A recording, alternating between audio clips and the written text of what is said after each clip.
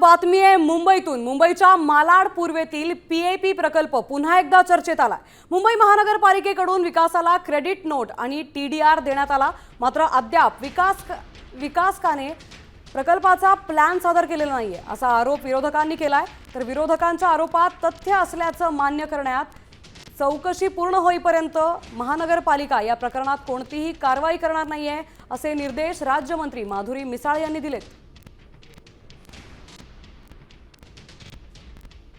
Builder already एक 2G scam मध्ये आरोपी होता, त्या फॉर्मला तुम्ही पैसे सर सकट देत चालले महानगरपालिकेचे।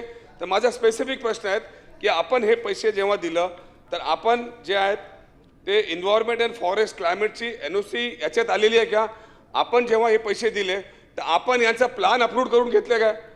आणि नाही घेतलं असेल तर आपण या दोन्ही संदर्भामध्ये म्हणजे खालपासून वरपर्यंत 1000 कोटी दिले आणि 200 कोटीपेक्षा जास्त रस्ता आपण करून दिले, तर आपण या SITची इन्क्वायरी करणार का? हा माझा 3 प्रश्न आहे।